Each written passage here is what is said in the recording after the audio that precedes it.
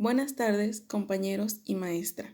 El día de hoy hablaremos sobre la Declaración Universal de Derechos Humanos, presentado por Teresa, Judith, Alondra, Frida, Magdalena y Melissa.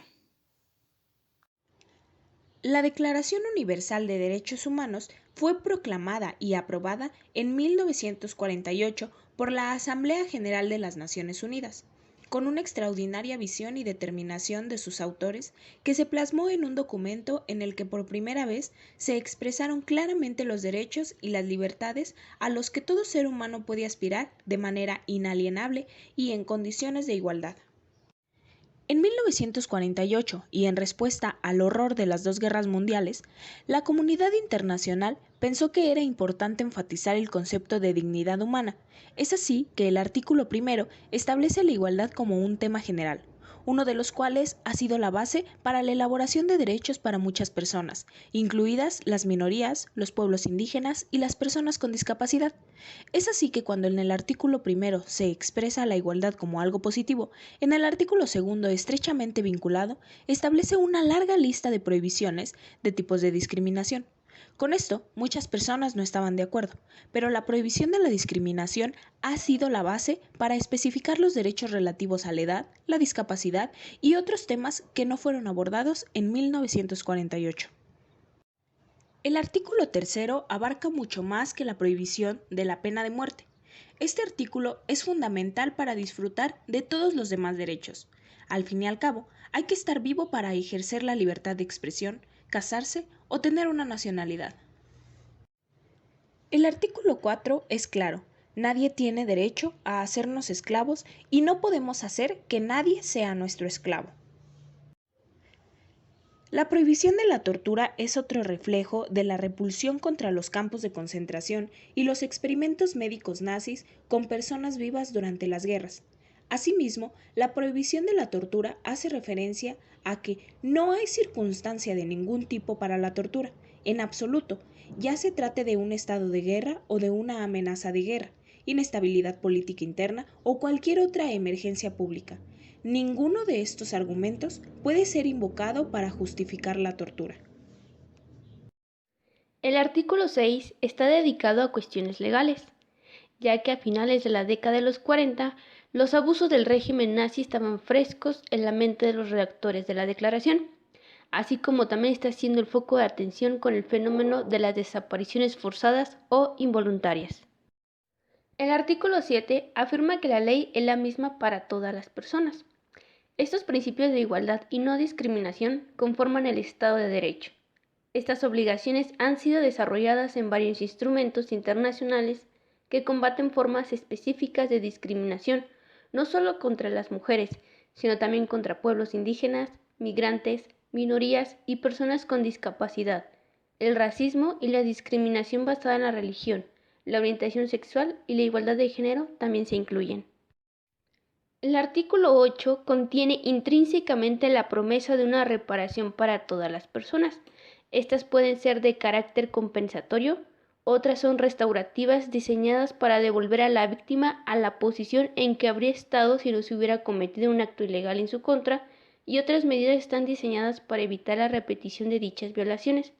Además del dinero, las reparaciones pueden incluir medidas como la liberación anticipada de la prisión, el cambio legislativo, la provisión de permisos de residencia, la reincorporación al servicio público, la asistencia para encontrar empleo o el otorgamiento de viviendas. En el artículo 9, la prohibición de la detención arbitraria se remonta al antiguo derecho de cada preso de ser llevado ante un tribunal para poder determinar si había sido encarcelado ilegalmente y si debería ser puesto en libertad. La detención debe ser llevada a cabo de acuerdo con las leyes nacionales e internacionales. Las autoridades solo deberían detener a personas siguiendo procedimientos transparentes y públicos. La detención es considerada arbitraria si no hay un juicio justo o no hay una base legal para la misma, así como cuando una persona es mantenida bajo custodia tras cumplir su condena. Las características de un juicio justo incluyen el derecho a estar presente ante el tribunal, a tener un juicio público sin demoras ante un tribunal independiente e imparcial, y a tener un abogado de elección propia o uno sin coste alguno. También es fundamental el derecho a ser considerado inocente hasta que se demuestre lo contrario y el derecho a no ser obligado a testificar contra uno mismo. Artículo 11. Presunción de inocencia y crímenes internacionales. El artículo 11 establece que todo ser humano es inocente hasta que se demuestre lo contrario. Este es un elemento fundamental de un juicio justo y del Estado de Derecho, un concepto que todo el mundo entiende. Artículo 12. Derecho a la privacidad. A menudo, el derecho a la privacidad se representa como un pasaporte que refuerza otros derechos, en la red y fuera de la red, incluyendo los derechos a la igualdad y a la no discriminación, a la libertad de expresión y reunión. Sin embargo, la privacidad también es un valor que en sí mismo es esencial para el desarrollo de la personalidad y protección de la dignidad humana. Es uno de los temas centrales de la Declaración Universal de los Derechos Humanos, ya que nos permite protegernos de las inferencias injustificadas de nuestras vidas y determinar cómo queremos interactuar con el mundo. La privacidad nos ayuda a establecer fronteras para limitar quién tiene acceso a nuestros cuerpos, lugares y objetos, así como nuestras comunicaciones y a nuestra información. Artículo 13. Derecho a la libertad de movimiento. El artículo 13 de la Declaración Universal de los Derechos Humanos garantiza la libertad de movimiento. Todas las personas deberían tener la oportunidad de viajar dentro de su propio país y escoger dónde vivir. Este derecho no es absoluto. Los países pueden limitar la libertad de las personas dentro de su propio territorio, confinándolas, por ejemplo, en su pueblo durante un brote de ébola o como es en el caso actual de la pandemia, u obligándolas a dejar sus hogares por alguna amenaza de algún desastre natural. Artículo 14. Derecho al asilo. El artículo 14 de la Declaración Universal de los Derechos Humanos otorga a las personas perseguidas el derecho a buscar y disfrutar el asilo. Este derecho, además del derecho a salir del propio país, artículo 13, y el derecho a la nacionalidad, artículo 15, encuentra su origen en el ocurrido durante el Holocausto. Muchos de los países de los que provienen los redactores de la Declaración Universal de los Derechos Humanos eran sumamente conscientes de que habían rechazado a los refugiados judíos, condenándolos a una muerte segura. Además, muchos judíos y gitanos y personas perseguidas por los nazis no habían podido salir de Alemania para salvar sus vidas. Este derecho a buscar asilo no es ilimitado. El artículo 14 deja en claro que no se puede conceder el asilo a las personas que eviten el enjuiciamiento por delitos. Por tanto, los criminales de guerra y los culpables de un crimen contra la paz o la humanidad no cumplen el requisito para el asilo. Artículo 15. Derecho a la nacionalidad. Todas las personas tienen derecho a una nacionalidad. A nadie se le privará arbitrariamente de su nacionalidad ni el derecho a cambiar de nacionalidad. La mayor parte de las personas en este planeta da por sentado el derecho a la nacionalidad garantizando el artículo 15 de la Declaración Universal de los Derechos Humanos. La mayoría de nosotros podemos adquirir un documento de identificación, un pasaporte o cualquier otro documento sin ningún problema. Pero en el mundo, alrededor de 3.9 millones de personas carecen oficialmente de la nacionalidad. En el artículo 16 se habla sobre el derecho al matrimonio y a fundar una familia. De acuerdo con este artículo, toda persona adulta tiene derecho a casarse y a tener una familia si así lo desea. Además, las mujeres y los hombres también tienen los mismos derechos, tanto durante su matrimonio como si se divorcian.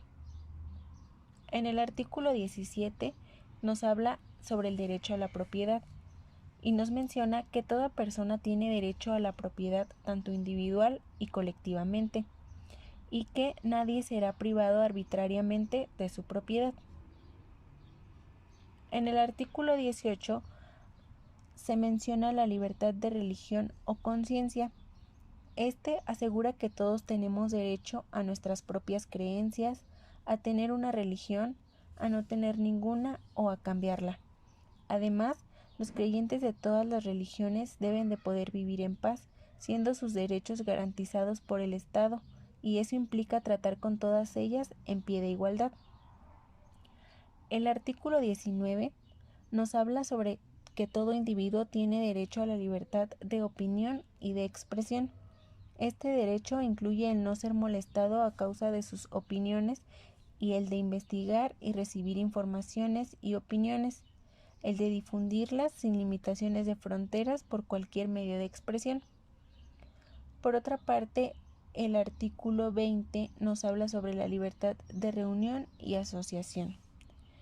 Este artículo garantiza en conjunto el derecho a reunirse de manera pública o privada para expresar, promover, perseguir y defender intereses comunes. Y los estados no solo tienen la obligación de proteger las reuniones pacíficas, sino que también deben de tomar medidas para facilitarlas. Dentro del artículo 21 se puede observar 3 subdivisiones y a grandes rasgos aquí se garantiza la participación de los ciudadanos dentro del ámbito político, así como de la toma de decisiones que afectan al pueblo. Esto incluye que cualquier ciudadano pueda ser elegido libremente por el resto de la sociedad para algún cargo del gobierno. En el artículo 22 se menciona que el Estado debe hacer valer los derechos económicos, sociales y culturales de los ciudadanos y a su vez estos incluyen otros, por ejemplo, el derecho al trabajo, a un nivel de vida adecuado, a la educación, a la maternidad e infancia y por supuesto a la seguridad social. Este, junto con el artículo 29, del que se hablará más adelante, tienen la finalidad de ayudarnos a ser mejores personas y a crear un mundo mejor para nosotros.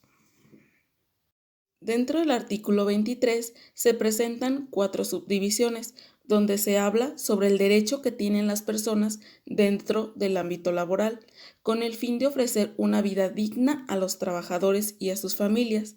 Además, se habla de una inclusión, es decir, que se respetan los derechos por igual a las personas con capacidades diferentes, a las mujeres y al resto de los trabajadores. El artículo 24 va de la mano del anterior, pues se habla de un descanso que deben recibir los trabajadores después de la jornada laboral, ya que cuando se trabaja en exceso puede afectar la salud del trabajador y por ende afecta a su familia. Es por ello que se debe establecer límites de horas dentro del trabajo y hacer valer el derecho al descanso. Es importante recalcar que dentro de este tiempo la empresa debe respetar ese tiempo que se ofrece al trabajador. El artículo 25 hace énfasis en el nivel de vida que deben llevar las personas, es decir, que sea adecuado y asegure salud y bienestar para abastecer sus necesidades alimenticias, de agua, saneamiento, vestido y calzado, vivienda, atención médica y protección social de la que se habló en el artículo 22. En resumidas palabras, que los ciudadanos no se vean inmersos en la pobreza. En el artículo 26 menciona que toda persona tiene derecho a recibir la educación y que esta educación debe ser forma gratuita y fundamental. Tendrá por objeto el pleno desarrollo de la personalidad y el respeto a los derechos humanos. También menciona que los padres tendrán derecho a escoger el tipo de educación que quieran que se les imparta a sus hijos. Para el artículo 27 se nos menciona que tenemos una libertad en la vida cultural, del arte y la ciencia, y que por ello las personas tienen derecho a la protección de los intereses morales y materiales que correspondan por producciones de su autoría. Para el artículo 28 nos menciona que por nuestro derecho al orden social se establece que los derechos y libertades proclamados en esta declaración serán plenamente efectivos. Para el artículo 29 se nos dice que toda persona tiene deberes con la comunidad, pues es en ella donde se desarrolla la personalidad. Toda persona estará sujeta a las limitaciones establecidas por la ley, con el fin de asegurar el reconocimiento y respeto de los derechos y libertades de los demás, satisfaciendo así el bienestar de una sociedad democrática. Por último, el artículo 30 nos establece que nada podrá interpretarse en el sentido de que confiere derecho al Estado, un grupo o una persona para emprender, desarrollar o realizar actos tendientes a la supresión de cualquiera de los derechos y libertades proclamados en esta declaración.